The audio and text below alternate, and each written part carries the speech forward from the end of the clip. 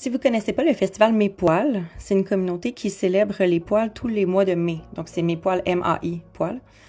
C'est un peu comme la moustache qui est à l'honneur en novembre pour sensibiliser au cancer masculin.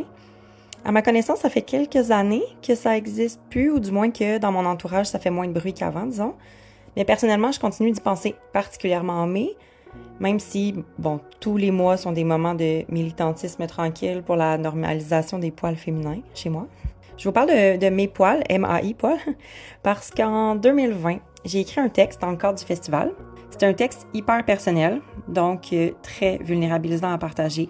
Mais je suis tellement heureuse de l'avoir fait, honnêtement. Je suis reconnaissante d'avoir eu une plateforme pour le faire. J'ai vraiment eu un gros travail à faire à ce moment-là pour assumer ma fierté, combattre mon sentiment d'impostrice, puis encore plus, les commentaires sous la publication ont tellement validé pourquoi j'avais eu besoin de partager mon histoire.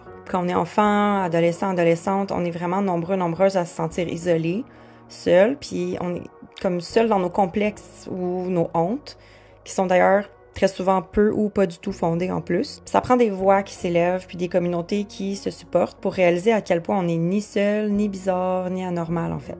Puis ce partage-là, quand on le multiplie, quand on le laisse s'étendre, ça défait les tabous, ça réchauffe les cœurs, puis ça empêche des gros problèmes d'estime, ou du moins ça les répare doucement.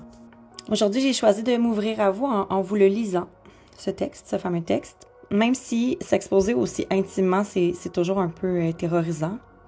J'ai comme trop à dire, puis à vouloir défaire sur le double standard des poils masculins versus féminins, que je trouve plus important d'en parler fort que d'écouter ma peur de partager mon texte.